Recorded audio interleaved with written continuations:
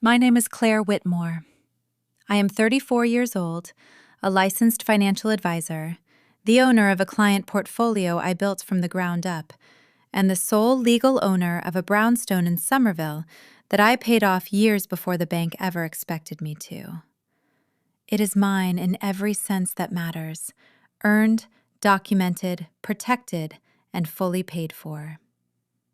On the evening of my younger sister's wedding, in front of nearly 300 guests gathered inside a historic estate outside Boston, my father lifted a crystal glass of champagne and announced, with the easy confidence of a man who believed the room would do the rest of the work for him, that I would be transferring the deed to my home as a wedding gift to the bride and groom. He had not discussed it with me. He had not warned me. He did not phrase it as a request. He spoke as if it were already settled, as if my consent had been quietly handled somewhere off stage, and all that remained was public applause. The guests began clapping before he finished the sentence. I was standing only a few feet away, holding a glass I had not touched all evening, wearing a dress I had altered twice until it fit exactly right. And in that instant, I felt something pass through me that was sharper than anger and colder than fear. It was the feeling of watching someone place a hand inside your life and try to take what is yours, while a crowd is being used to make your silence look graceful. I did not stay silent. I said no. It was only one word, but it landed clearly in the brief space between his toast and the applause swelling again. My father looked at me from across the room, and I watched the expression on his face change, not simply into anger, but into the panic of a man who had just realized his calculation had failed. He crossed the floor toward me, said something low enough that only I could hear it, and before the room fully understood what was happening, he struck me, hard enough that one of my earrings flew free and skidded across the polished floor. It was a small gold hoop my grandmother had given me years before. I watched it roll beneath a chair, and in that strange crystal-clear second, while my left ear rang and the room held its breath, I understood that I needed to make a call. 30 minutes later, an 84-year-old man in a dark wool suit walked through the east corridor of that estate, carrying a slim leather case. He had served more than 3 decades as a judge in the Massachusetts Superior Court. He drove himself in an aging silver sedan that he maintained with obsessive care. And when my mother saw his face, she went pale before she made a sound. To understand why that moment mattered, you have to understand what had been building for years. The estate where my sister Amelia was married sat on sprawling grounds west of the city, with formal gardens, stone paths, and trees lit with soft amber lights for the reception. My mother had imagined a wedding like that for as long as Amelia had been old enough to be admired. The guest list was enormous, the band too expensive, the flowers excessive, the cake imported from a bakery my parents could not comfortably afford. Everything about the night had been arranged to project a version of our family my mother had spent 4 decades trying to curate. Successful, elegant, secure, envied. My mother, Eleanor Whitmore, had grown up believing that reputation was a kind of morality. My father, Charles Whitmore, had grown up believing authority was something you took and then defended. Together they built a life that looked solid from the outside. The house in the suburbs, the country club membership, the daughters who fit different roles in the family mythology. Amelia was the one people found easy to love. She was warm, beautiful, socially effortless, the kind of woman who remembered everyone's name and made strangers feel chosen. She had married Daniel Mercer, a decent man from a respectable family, and she seemed genuinely happy. I do not say any of this to diminish her. She was kind. She was never cruel. But kindness is not always the same thing as seeing clearly. And for years, she had lived inside a system that favored her so consistently, she no longer recognized its edges. I had spent cocktail hour watching my father circulate through the room with a strange restlessness. My closest friend, Nina Okoye, stood beside me in a dark emerald dress she had bought secondhand and somehow made look couture. Nina and I worked at the same financial advisory firm in Boston. She had the kind of mind that noticed shifts in atmosphere the way some people notice changes in temperature. She handed me sparkling water and quietly said my father had passed the same table near the terrace 3 times in 20 minutes. I told her I had seen it too. He was working something. We both knew it. What made the whole thing so grotesque was that the house he tried to give away was not symbolic to me. It was not an abstract asset. It was a place I had planned for, budgeted for, and earned. I had purchased it 3 years earlier, a 2-bedroom end unit in a neighborhood I had studied street by street before making an offer. I put 20% down, structured my mortgage around bonus cycles, made aggressive principal payments, and paid it off in 6 years instead of 30. The deed carried only my name. No co-owner, no lien, no leverage point. For a long time, my mother referred to it dismissively as Claire's little place, until eventually she stopped mentioning it at all. That silence told me more than her words ever had. I knew the conversation about my home had moved somewhere I was not invited into. The rehearsal dinner the night before should have warned me more clearly. It was held in a private room at a longtime family restaurant, the kind of place chosen to feel intimate and low pressure. Halfway through dinner, my father drifted into a speech about young couples needing a proper foundation, about how family should mean more than holiday cards and obligatory gatherings. Then, with polished warmth, he said how generous it would be if I let Amelia and Daniel live in my Somerville house for a year or 2 while they got established. He said I earned well. He said I was practical. He said I could always find someplace smaller. My mother nodded, as if hearing a familiar proposal rather than a new one. I laughed, not because anything was funny, but because shock sometimes exits the body in ugly ways. Then I said nothing, and that silence was interpreted the way silence is always interpreted when a powerful man speaks first, as compliance.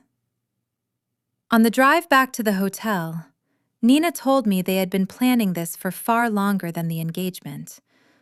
I told her I knew. What I had not expected, I said, was that he would stage it at a dinner table, in public, in front of witnesses. She looked at me and asked where I thought it was going to happen instead. I had no answer, because the truth was that I had understood the direction of things for months and still refused to believe he would go all the way. That night, close to midnight, I called my grandfather, Henry Whitmore, my father's father.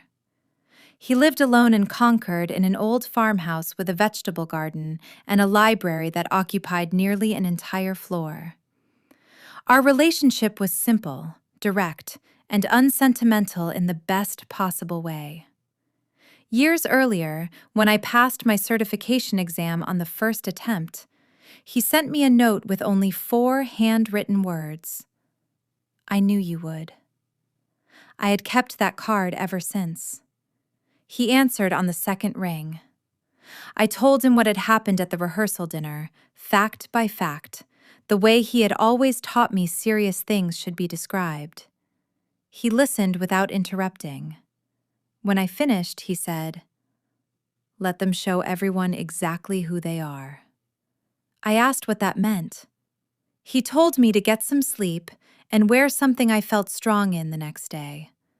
Then he hung up. He did not explain further, but there was something in his tone, a certainty I recognized from the way he used to describe court decisions that told me he was not improvising. The next evening, at the reception, my father waited until the room was warm with food, music, and alcohol.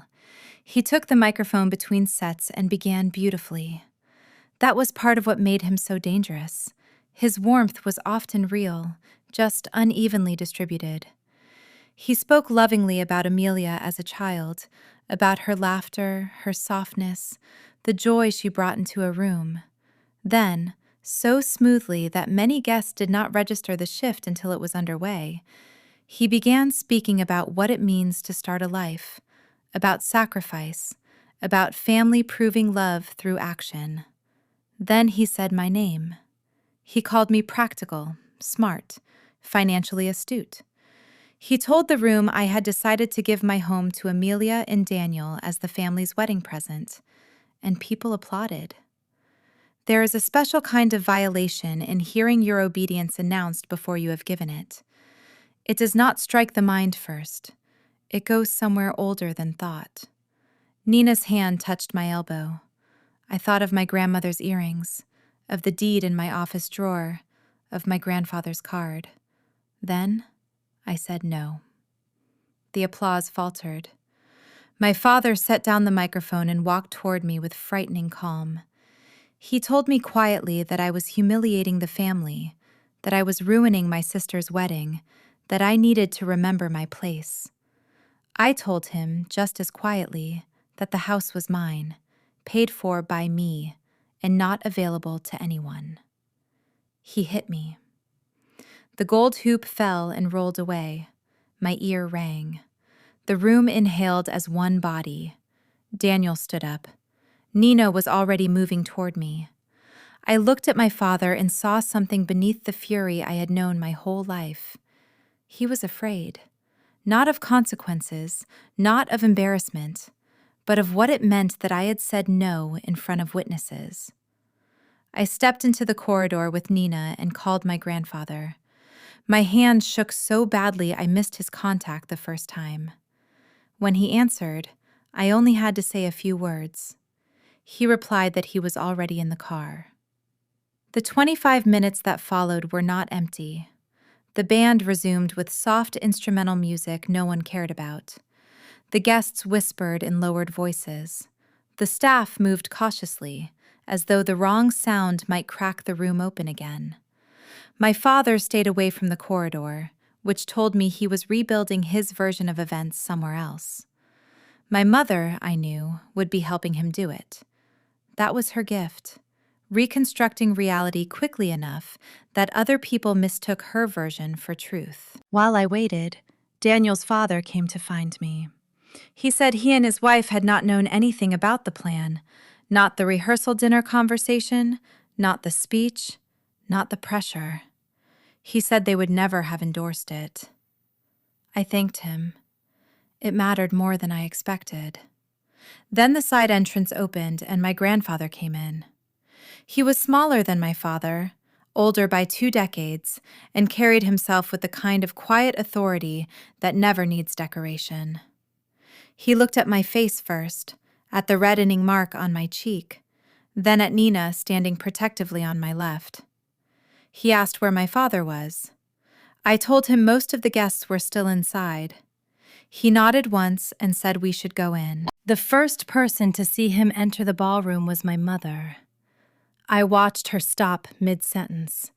The color left her face at once, and when her eyes dropped to the leather case beneath his arm, something like dread moved across her expression. My father came in from the terrace carrying a fresh drink and saw his father across the room. Whatever composure he had managed to rebuild collapsed instantly. My grandfather did not rush. He came to me first, touched my cheek with extraordinary gentleness, then turned to the room and introduced himself. He apologized for the interruption and said he wished to address publicly and clearly the matter of a property belonging solely to his granddaughter that had been publicly misrepresented earlier that evening. Then he opened the leather case.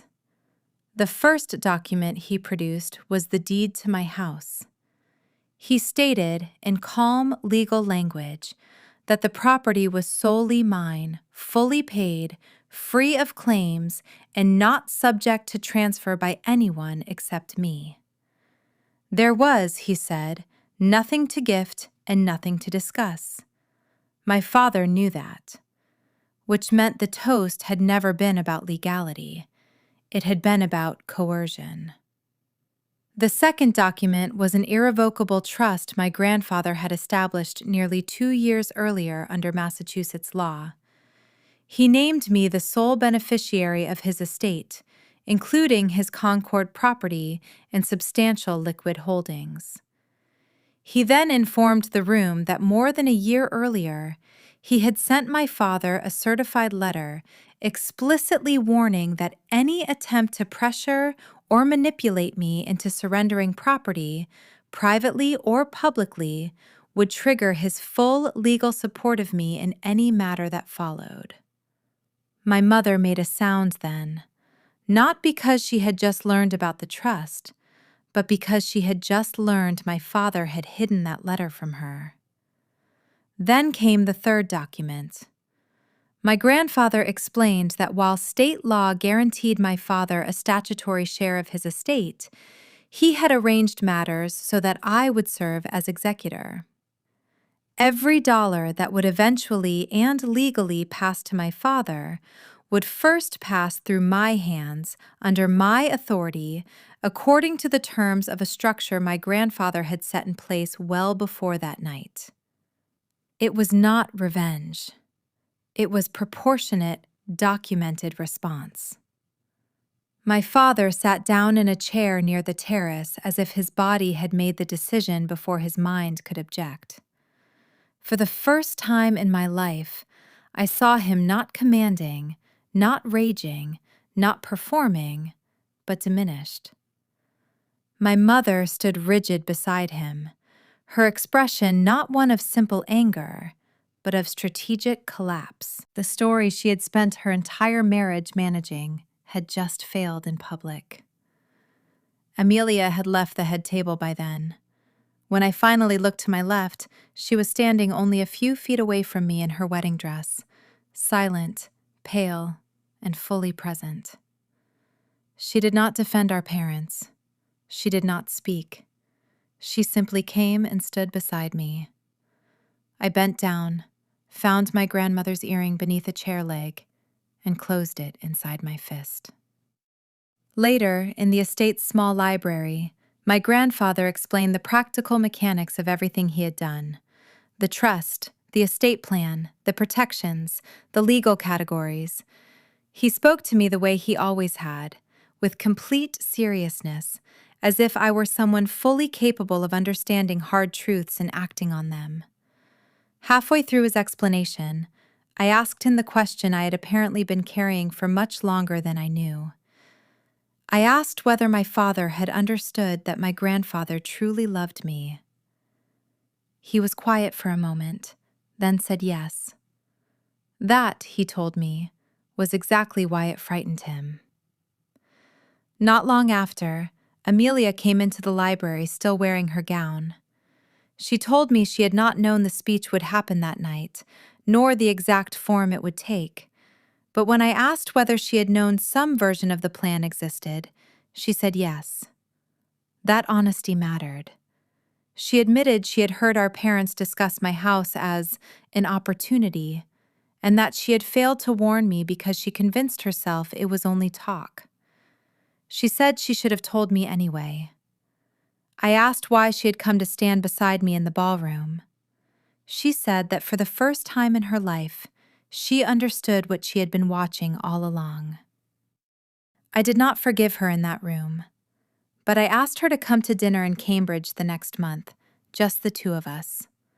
She said yes immediately. The next morning, I photographed the bruise forming along my cheekbone in clear morning light and filed a police report in Waltham. I did it with the same practical clarity I used for every serious financial matter in my life. Document what exists before it changes. My attorney ensured the venue preserved its audio and video recordings. The complaint moved into the system at the ordinary, indifferent pace of the court. My mother called 3 times that day, leaving voicemails that shifted from denial to blame. I saved every one of them. My father did not call at all, which told me he had finally understood he was no longer operating in a consequence-free space. A week later, Amelia called from her honeymoon. She told me she had told Daniel everything, not the softened family version, but the truth. She said she had started therapy. We spoke carefully, honestly, without pretending we were healed just because we were talking. It was not reconciliation. It was the beginning of something more difficult and more real. Life did not become magically simple after that. Legal proceedings moved slowly. Family members sorted themselves into silence, support, avoidance, or revisionism. I began seeing a therapist in Cambridge and started learning how conditional love reshapes a person from the inside if it is offered long enough. Amelia and I had dinner a month later in my kitchen. We spoke as adults for what felt like the first time. My grandfather came down one Saturday afternoon and sat at my table, drinking strong coffee while explaining the boiler at the Concord House, the drainage in the garden, the right month to plant tomatoes, and the names of the people I would need to know one day. He was not in decline. He was simply the kind of man who believed information should be transferred before it became urgent. Months later, on a cold Sunday morning, I sat in my own kitchen with sunlight coming through the east-facing windows, my deed in the filing cabinet, my grandmother's earrings back where they belonged, and a blank sheet of paper in front of me. I wrote my father's name at the top. For a long time, I only looked at it, because the truth was not simple. The man who had humiliated me publicly and struck me in front of hundreds of people was also the man who had once coached my soccer team in the rain and had a whistle signal just for me. Those 2 men were the same man. Pretending otherwise had cost me enough already. So I wrote him a letter. Not a grand one, not a forgiving one, just a truthful one. I wrote where I was, what had happened, and what I would no longer carry for him. Whether I mailed it that Monday or not mattered less than the fact that I no longer needed permission to write it. That is the thing I learned in the end. The house was mine, yes. The documents mattered, the law mattered, the witnesses mattered. But what changed my life began before the filings, and before the trust, and before my grandfather opened that leather case in a ballroom full of people. It began in the instant I said one clear word into a room designed to silence me. Everything that came after, the cost, the relief, the grief, the new honesty with my sister, the legal process, the therapy, the Sunday light in my own kitchen, grew from that one syllable. Sometimes a life does not change because someone finally sees your worth. Sometimes it changes because you stop waiting for them to.